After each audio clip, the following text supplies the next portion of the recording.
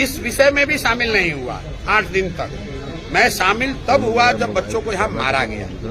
मेरा मुद्दा ये नहीं था कि सरकार गलत है या बच्चे गलत हैं। मेरा मुद्दा बस इतना है कि गलत कोई भी हो, आप बच्चों को दौड़ाकर लोकतांत्रिक व्यवस्था में लाठी तंत्र बनाकर बच्चों को मार नहीं सकते। मैंने बच्चों को ये आश्वस्त किया था कि आप जब वहां चलेंगे मैं आपके सामने खड़ा रहूंगा, जब तक मैं खड़ा रहूंगा आपको कोई नहीं छुएगा, आप अपनी बात रख सकते हैं।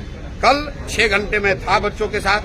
प्रशासन ने कोई कार्रवाई ऐसी नहीं की बच्चों पर, लेकिन मेरे वहां से हटने के बाद जो बच्चे वहां रह गए थे, जो मैंने बताया कि ज्यादातर बच्चे वहां से निकल गए, जो बच्चे रह गए उन बच्चों को घेर कर दौड़ाकर पुलिस ने मारा, जो कि बिल्कुल गलत है।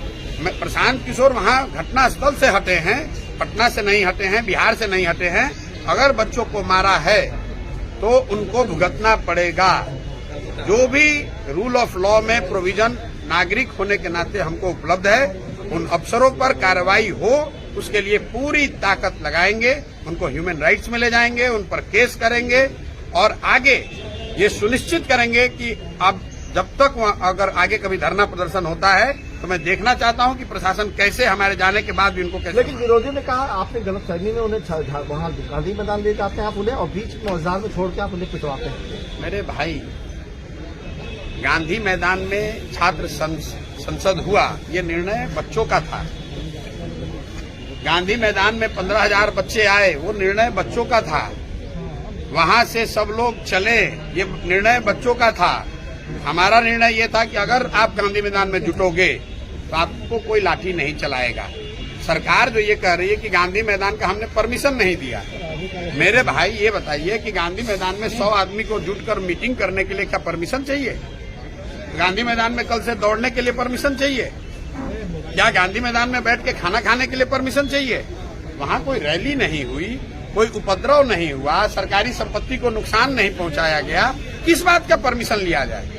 50, 100, 200, 500 आदमी अगर बैठ के बात करना चाहते हैं तो गांधी मैदान किसी के बाप का तो है नहीं, बिहार के लोगों का है। अगर लोग गांधी मैदान में नहीं बैठेंगे तो क्या नीतीश कुमार के बंगले में बैठेंगे? ये समाजवाद का ढोंग करने वाले नीतीश कुमार, हमसे मुंह मत खुलवाइए। कितना बंगला लेके बैठे हुए हैं यहाँ पर, उसी में से वो बंगला दे दे, हम लोग वहीं पर बैठ के बात कर लेंगे। आप पहले नीतीश कुमार से पूछिए, सुनिए ना, ये जो अधिकारी सब निकाल रहा है कि इनको परमिशन नहीं दिया, तो किस अधिकारी को ये कहा गया है कि मुख्यमंत्री रहते हुए उस मुख्यमंत्री का बंगला भी रखे हुए जो कि उनके लिए अलॉटेड नहीं था? जब वो 7 सर्कुलर रोड भी रखे हुए हैं, 1 अन्य मार्ग भी रखे हुए हैं, ये किस प्रावधान में रखे हैं? दिल्ली में भी एक बंगला रखे हुए हैं।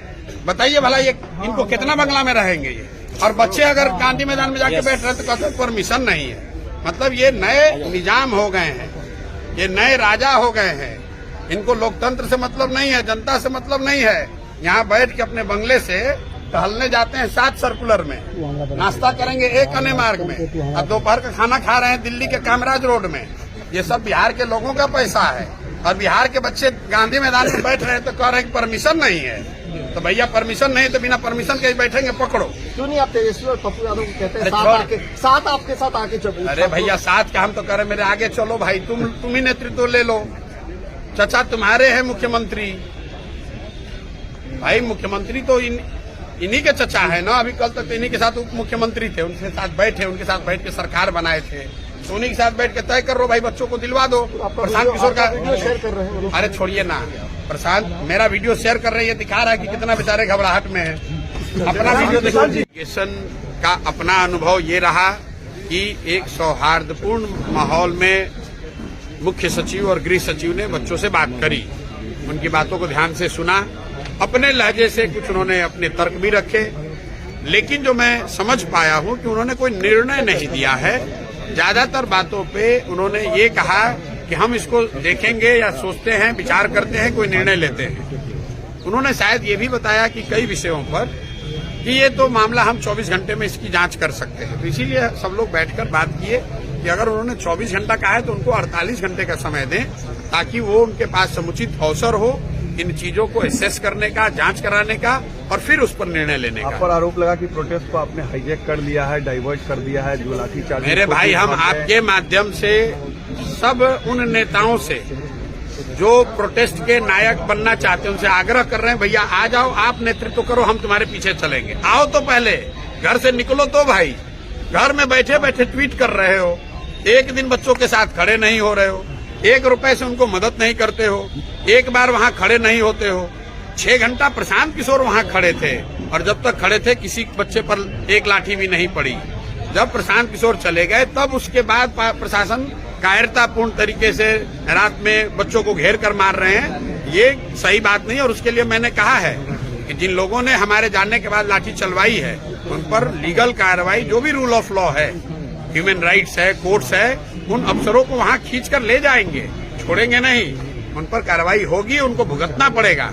अगर बच्चों पर लाठी चली है, भले हमारे नहीं रहने पर चली हो, कार्रवाई उन अफसरों पर होगी, उन अफसरों को भुगतना पड़ेगा, उनको छोड़ेंगे नहीं। आपका एक वीडियो ट्विटर पे बहुत ट्रेंड हो रहा है, पप्पू यादव वो तेजस्वी वो सब शेयर कर रहे हैं, क्या हुआ था रात में कंबल वाले मामले में? अरे भाई, रात में बच्चों ने 2-2:30 बजे बताया कि वहां पर कंबल नहीं है भैया, हम लोग ठंडे में हैं।